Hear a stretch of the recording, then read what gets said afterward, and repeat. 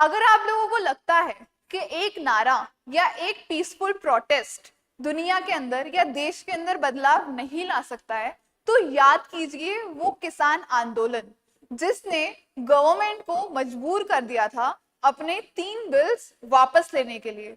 सो एक जो यूनाइटेड आवाज है वो एक बहुत बड़ा चेंज ला सकती है, और ये पर्टिकुलर राइट हमें दिया है हमारे कॉन्स्टिट्यूशन के अंदर, जिसके बारे में हम डिस्कस करेंगे आज। So welcome to RS only and to the series of know your constitution. आज हम लोग डिस्कस करने वाले हैं आपका राइट टू प्रोटेस्ट या राइट टू असेंबली। प्रोटेस्ट कैसे करोगे? जब एक जगह के ऊपर असेंबल होगे, राइट? और इस पर्टिकुलर चीज को कॉन्स्टिट्यूशन कैसे बैक करता है, कॉन्स्टिट्यूशन में इसके क्या प्रोविजंस है, आज हम वो देखने वाले हैं, राइट? सो आपका जो आर्टिकल 19(1) का क्लॉज बी है वो आपको फंडामेंटल राइट देता है किस चीज का? राइट टू प्रोटेस्ट या राइट टू असेंबल का, ठीक है? The constitution provision of article 19(1) clause B gives you the fundamental right to protest or to assemble peacefully, all right? लेकिन क्या आप बंदूक लेकर एक जगह पे इकट्ठा हो सकते हो? क्या आप हाथों में लाठियां लेकर एक जगह पर इकट्ठा हो सकते हो? बिल्कुल भी नहीं। आपको क्या क्लॉजेस दिए गए हैं? असेंबल करना है कैसे? पीसफुली और विदाउट आर्म्स। किसी भी तरीके का कोई भी आर्म नहीं होना चाहिए आपके पास में, किसी भी तरीके का कोई हथियार, कोई कुछ नहीं होना चाहिए आपके पास में। आप असेंबल कर सकते हो कैसे? एकदम पीसफुली, शांति वाले माहौल के अंदर, बिना किसी हथियार के आप लोग असेंबली कर सकते हो, ठीक है? तो क्या आप कहीं पे भी जाके बैठ सकते हो, कहीं पे भी कुछ भी कर सकते हो असेंबली के नाम के ऊपर? नहीं। There are certain reasonable restrictions to it. What are the reasonable restrictions? सबसे पहले आपकी जो असेंबली है वो क्या होनी चाहिए? पीसफुल होनी चाहिए। ये नहीं है कि आप जबरदस्ती में गाली गलौज वाली नारेबाजी कर रहे हो और इंसाइट कर रहे हो क्या एक तरीके का हेट्रेड लोगों के अंदर, ठीक है? दूसरा, विदाउट आर्म्स होना चाहिए, जैसा कि अभी हमने डिस्कस किया, बिना किसी हथियार के होना चाहिए वो, ठीक है? तीसरी चीज क्या है? Reasonable restrictions. पब्लिक ऑर्डर को वो क्या नहीं करना चाहिए? डिस्टर्ब नहीं करना चाहिए। जो आम जनता है उसको किसी भी तरीके का डिस्टर्बेंस नहीं होना चाहिए। और चौथा क्या है आपका? Sovereignty and integrity of India. हमारा जो देश है उसकी सोवरेनिटी के ऊपर किसी भी तरीके की कोई भी हानि नहीं होनी चाहिए। सोवरेनिटी क्या होती है? हमारी खुद की क्या? डिसीजन मेकिंग पावर, ठीक है? हमारा जो डिसीजन है उसके अंदर किसी भी आउटर फोर्सेस का इन्फ्लुएंस नहीं होना चाहिए, वो हमारी सोवरेनिटी है, ठीक है? और इन प्रोटेस्ट को, हमारी सोवरेनिटी को हैम्पर नहीं करना चाहिए, ना ही हमारी देश की इंटेग्रिटी को हैम्पर करना चाहिए, ठीक है? So these are what? These are the certain reasonable restrictions to it, right? Moving on, अब जुडिशरी ने इस चीज को बहुत बार इंटरप्रेट किया है, ठीक है? सबसे पहला केस आप देखोगे, Kameshwar Prasad versus state of Bihar. इस केस के अंदर जुडिशरी ने क्या बोला कि राइट टू प्रोटेस्ट क्या है? आपका फंडामेंटल राइट है, ठीक है? लेकिन वो पीसफुल होना चाहिए। डेमोन्स्ट्रेशन आप कर रहे हो, करो, लेकिन आपका जो डेमोन्स्ट्रेशन है, आपका जो प्रोटेस्ट है, वो क्या होना चाहिए? पीसफुल होना चाहिए। फिर रामलीला मैदान केस में क्या बोला सुप्रीम कोर्ट ने? That right to protest is essential for democracy but it can not violate your public order. Protest करना, अपना डिसेंट देना, अपनी नाराजगी बताना आपका अधिकार है डेमोक्रेसी के अंदर, तभी तो गवर्नमेंट को पता चलेगा ना कि आपकी नीड्स क्या है। लेकिन आप इस पर्टिकुलर चीज को, पब्लिक ऑर्डर को वायलेट करने के लिए यूज नहीं कर सकते हो। तीसरा क्या हुआ आपका? मजदूर किसान शक्ति संगठन वर्सेस यूनियन ऑफ इंडिया 2018, ठीक है?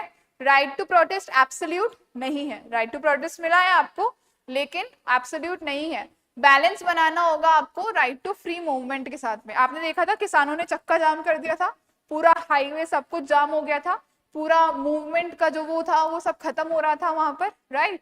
बहुत लंबा प्रोटेस्ट चला था। तो उसके अंदर सुप्रीम कोर्ट ने क्या बोला कि हाँ आपके पास राइट है, लेकिन वो एब्सोल्यूट नहीं है। आप फ्री मूवमेंट को जो है हैम्पर नहीं कर सकते हो, ठीक है? आप सिटीजन्स के फ्री मूवमेंट को हैम्पर नहीं कर सकते हो।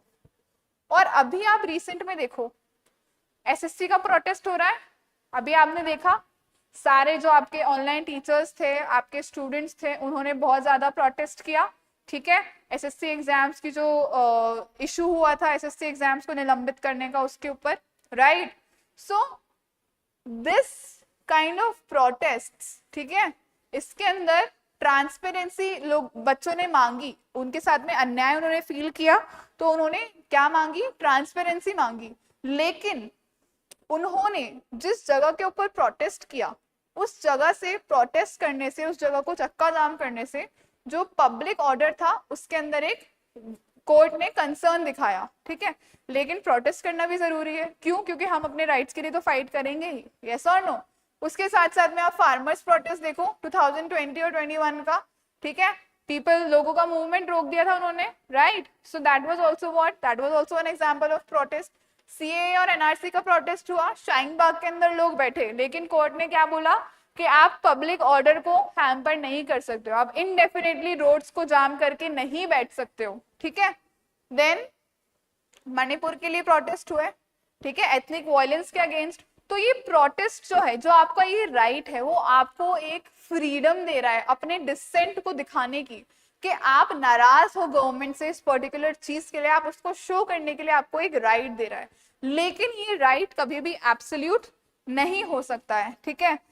रीजनेबल रेस्ट्रिक्शंस इसके लिए जरूरी हैं, क्यों, क्योंकि ये आपकी डेली लाइफ को डायरेक्टली हैम्पर करता है, ऑलराइट।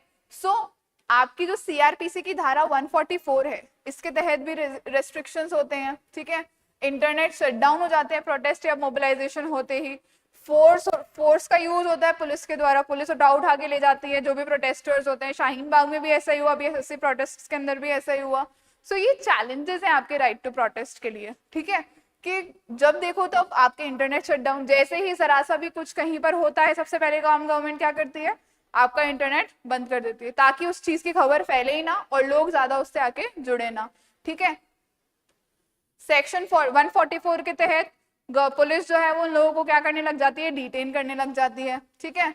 सो अब क्वेश्चन ये है कि हमारे पास जो प्रोटेस्ट राइट्स हैं, अगर वो पब्लिक इनकन्वीनियंस कर रहे हैं, तो उन दोनों के अंदर से गवर्नमेंट या हम जो भी जुडिशरी वो किसको चूज करेगी, क्योंकि लोगों के राइट्स भी उतने इंपॉर्टेंट है और पब्लिक ऑर्डर, पब्लिक कन्वीनियंस भी उतना ही इंपॉर्टेंट है, राइट।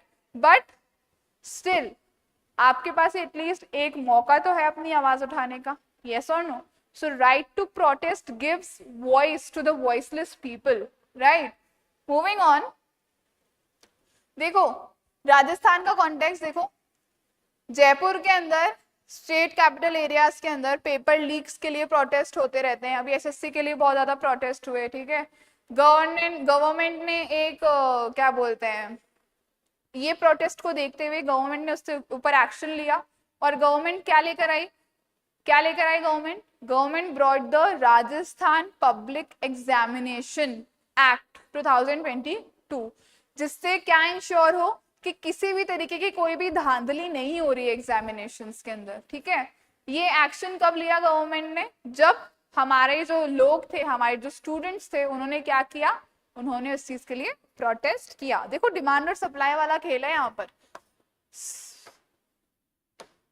सिटीजन्स डिमांड करेंगे तभी तो गवर्नमेंट जो है उसको सप्लाई करेगी। तो यहाँ पर सिटीजन्स डिमांड किस वे में कर रहे हैं, प्रोटेस्ट के वे में, और सप्लाई गवर्नमेंट किस तरीके से कर रही है, एक्ट्स के तरीके से, राइट।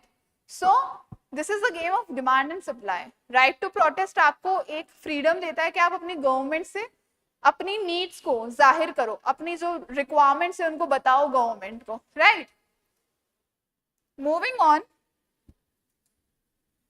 ऑन, अब आप देखेंगे that what is your exam relevance in this particular situation, ठीक है। आपके एग्जाम के अंदर ये कैसे रेलेवेंट है, how right to protest is relevant in your examination. So prelims के अंदर इसका क्वेश्चन कैसे आ सकता है, that under which article, wait a minute, under which article is the right to assemble peacefully and without arms guaranteed. Obviously कौन सा है, आर्टिकल 19(1) का क्लॉज बी, राइट। यस और नो? 9A क्या है आपका? Freedom of speech and expression है, और 9B क्या है? To assemble peaceably and without arms. ठीक है, इसी के साथ साथ हम एक और क्वेश्चन देख लेते हैं। Which of the following is or are valid grounds for restricting the right to protest under Article 19(3)? 19(1) के क्लॉज 3 के अंदर, एक सेकेंड,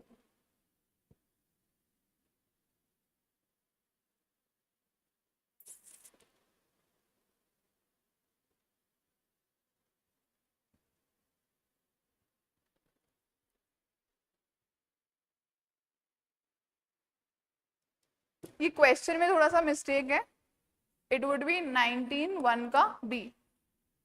कौन कौन से आपके जो है वो रेस्ट्रिक्ट हो जाएंगे? तो सबसे पहला आपका क्या है? Public order, then morality, sovereignty and integrity of India. अभी हमने पढ़ा था, क्या मोरालिटी था वहां पर मेंशन?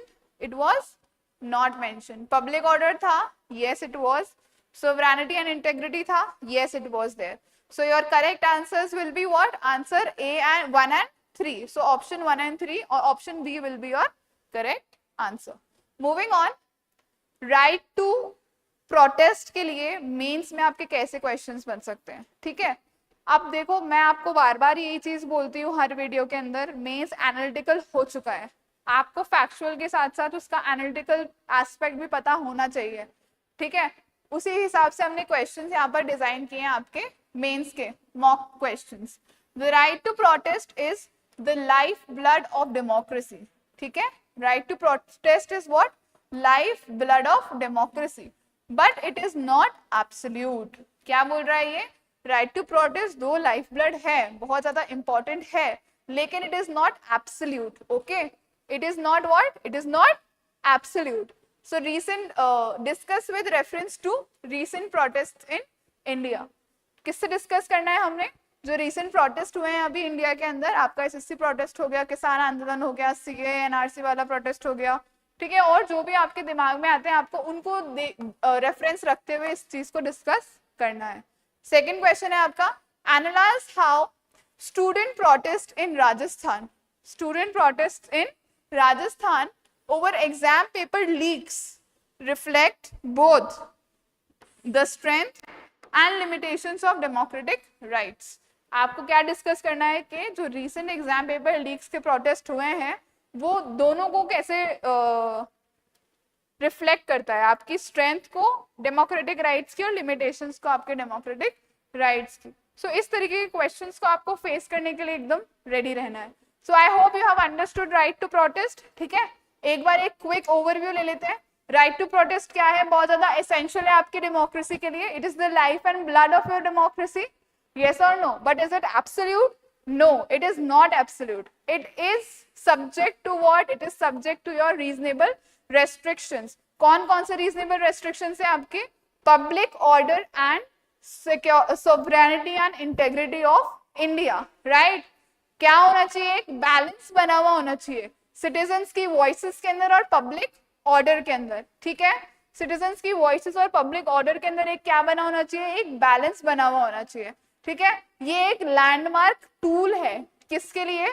आपकी गवर्नमेंट की अकाउंटेबिलिटी को इंश्योर करने के लिए और सोसाइटी के अंदर जस्टिस को प्रिवेल करवाने के लिए।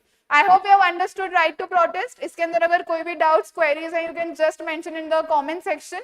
उसके अलावा अगर किसी भी टॉपिक में आपको कोई डाउट्स क्वेरीज है जिसके ऊपर आप चाहते हो कि मैं वीडियोस बनाऊं, so you can just go and comment on the comment section. Till then all the best for your preparation. Thank you and take care.